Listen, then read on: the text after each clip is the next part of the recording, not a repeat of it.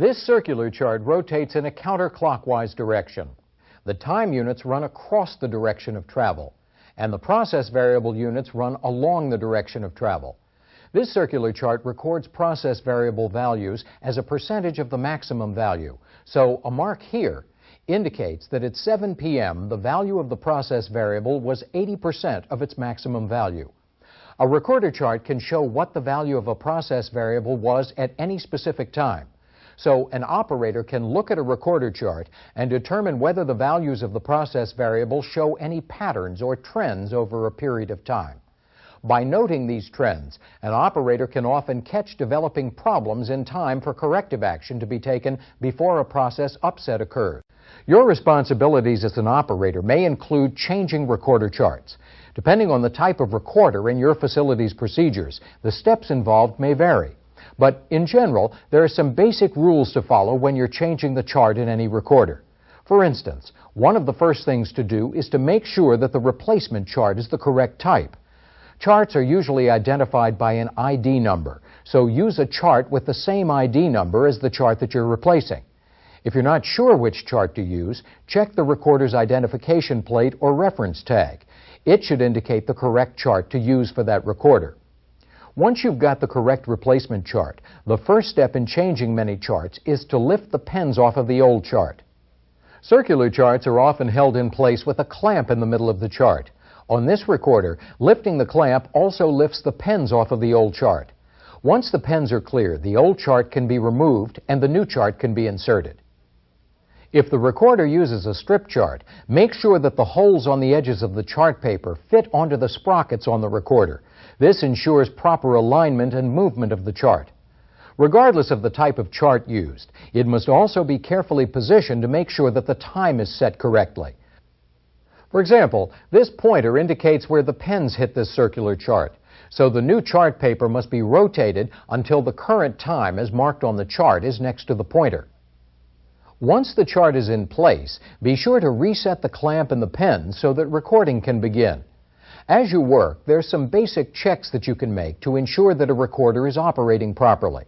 For example, if an indicator is available, you can compare its reading to the line being drawn on the chart to make sure that they match.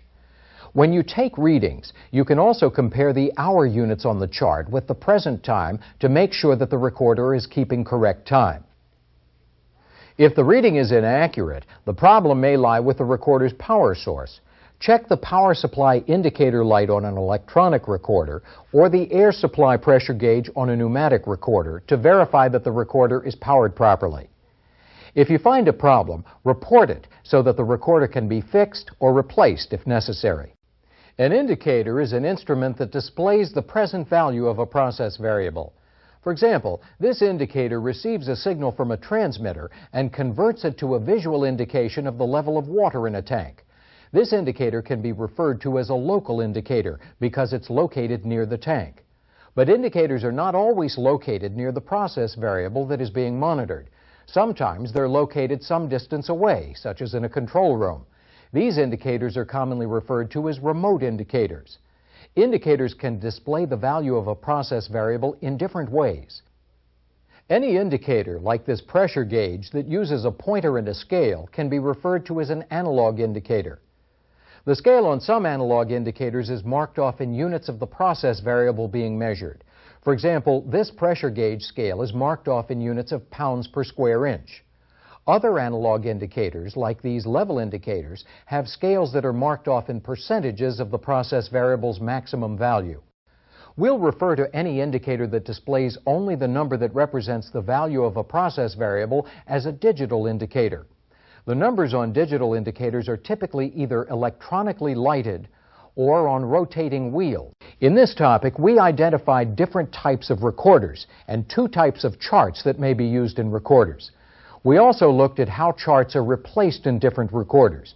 Then we examined some of the ways that indicators can be identified. Now let's try some practice questions. Recorder charts are printed to show units of time on one axis and units of the process variable on the other. For example, this strip chart travels through the recorder in this direction.